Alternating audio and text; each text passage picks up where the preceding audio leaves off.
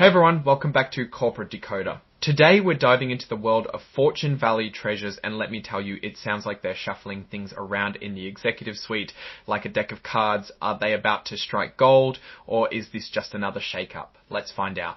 Fortune Valley Treasures just announced a change at the top.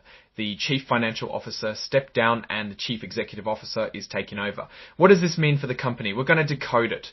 But before we dig in, if you enjoy getting straight talk about what's really happening in these corporate filings, make sure you hit that subscribe button and join our Discord community. The link is in the description below. We talk about all sorts of interesting things there. This report is called a Form 8K. Companies use these to tell investors about big changes that could matter to them. This particular report was filed on May 15, 2025, so this is pretty fresh news. Fortune Valley Treasures is based in Nevada.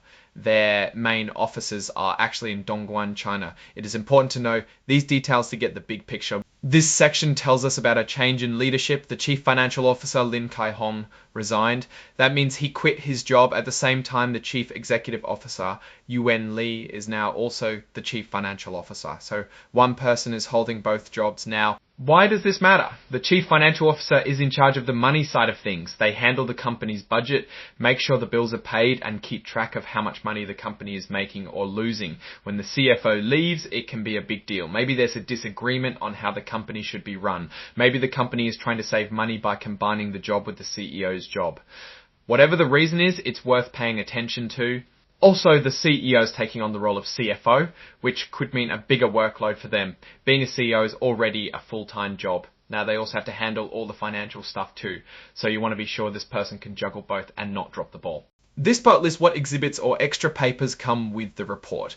In this case, there's just one. It's something called a cover page interactive data file. It is also known as an inline XBRL document. This file is like a special computer code that makes it easier for people to read and understand the information in the report. It's how the company shows their data in a way that's easier to analyze. The data included is not so impressive in this report. At the end, the report has to be signed by someone who's allowed to do so.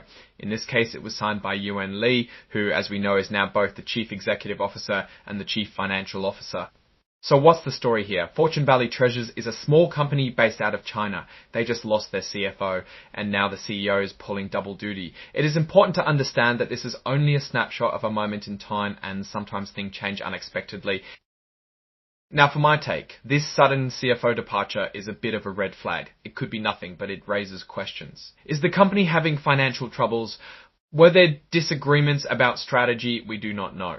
Putting the CEO in charge of both roles could be a short-term fix to save money. Maybe they believe the CEO has the skills to manage both roles, or maybe there's more of a long-term plan. However, this depends on the CEO's expertise in the field. It is always a risk combining these roles. Opting now, what does this mean for investors? Until we know more, caution is key. Alright, that's our breakdown of Fortune Valley Treasures' latest filing. What do you think about this sudden shift in leadership? Is this a sign of trouble or just a temporary adjustment? Drop your thoughts in the comments below. If you found this analysis helpful, hit that like button and subscribe for more corporate deep dives. And don't forget to join our Discord community for more discussions and insights. Thanks for watching, and I'll see you in the next video.